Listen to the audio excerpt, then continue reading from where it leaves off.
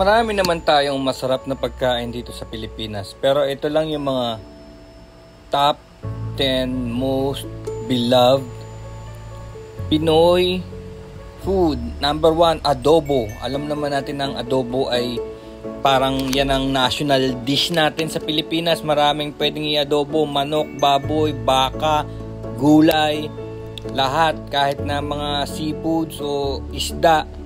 Number 2 is sinigang. So sinigang is a comfort food na may gulay, may baboy, yung taba niya. Tapos meron siyang sampalok, no? Hipon. Ang sarap niyan. So yan lang. Number 3 is lechon. Alam naman natin ang lechon pang may fiesta, special occasion. Ang sarap ng lechon. Yun nga lang. Dahan-dahan lang sa mga may high blood, no? Number 4, kare-kare. Siyempre meron yang parang baboy din, mayroon ding uso ngayon yung bagnet, tapos may gulay na half cook, napakasarap, may bagoong. Number 5, pansit. Alam naman natin yung pansit, sobrang sarap niyan. Pansit bihon, pansit canton, mix, gusto ko yung mix, pansit palabok, no? Pang ano yan, pang everyday, mura lang lutuin yan, kaya napakasikat yan sa mga Pilipino. Sisig, yan, pang everyday, pang pulutan, pang inuman. Special yan pag may sisig tayo dyan.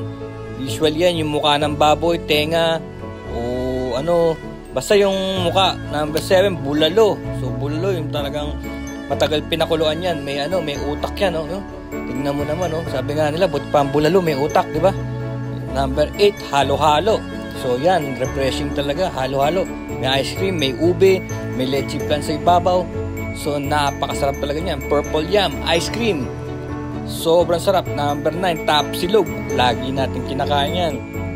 Pamabilisan, tapsilog, bangsilog, no, chisilog, kung ano-anong silog. Basta kung ano-ano lang. Basta merong tosilog, no. Number, ito naman, ano ba to? Ito na yung pampulutan din to eh. Bicol Express. Ang init nito, pero okay lang, pwede niyong pabawasan yan. Pero pagka sobrang anghang yan kasi ang dami talagang sili niyan. So yan yun. Meron tong English version, kaya lang may nag-request Tagalogin daw, kagaya nung isa, yung lugaw, no. So syempre pagka merong subscriber na ganun, interesado, sige, tatagalogin natin, no. Pero bala ko kasi targetin yung international na, kaya may voice over siya na English. Pero kung gusto ng local, pwede rin, no. Nakikita ko naman maraming nanonood ng lugaw. Tagalog yun eh. Kaya, ayun, eto, bakery na to. Kasi itong lugar na to, nasa background na yan, ito yung Escoda Street. Yung street sa tapat ng PGH sa may Taft Avenue. So, naglalakad ako dyan. Nakita ko itong mga tindahan na to na talagang feel na feel mo nang nasa Maynila ka, kasi masisikip ang kalye at masasarap ang pagkain dito dahil malapit na sa Binondo eh. Kaya yung mga tao dito parang galing na rin sa Binondo, maraming Chinese, no. So oldest Chinatown in the world, Binondo, Philippines. Kaya yung mga pagkain dito may halo ng mga impluwensya ng Chinese, kaya masasarap. Meron kasing, alam mo yung, di ba, pag kumakain ka ng bawa Chowking ganyan o Hongning o Mamunlok, di ba, parang kakaiba yung pagkain nila, walang halong shortcut, no.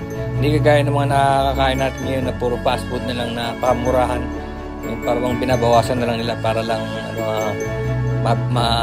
tuloy-tuloy ang business, no. Kasi pagka tinaasan nila baka lalong walang bumili dahil sa inflation. Pero dito parang minamarkahan pa rin nila yung quality na pagka gumawa sila talagang malulupit. Tandaan nyo, marami pa tayong masasarap na pagkain. Ito lang yung parang sikat sa internet, no, top 10 ayon sa Google search, kasi hindi kasama rin yung paborito kong kalderetang baka, no. So dapat kasama yun kalderetang baka dahil masarap yun mahal lang kasi, no. Pero sa bagay nandun naman yung kare-kare tsaka yung oo nga pala, no, ni isang kaldereta pala walang napasama rito sa listahan na to, no.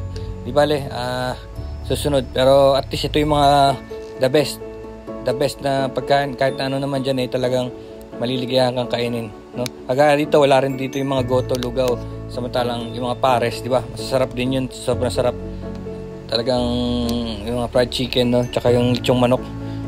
Okay, bye.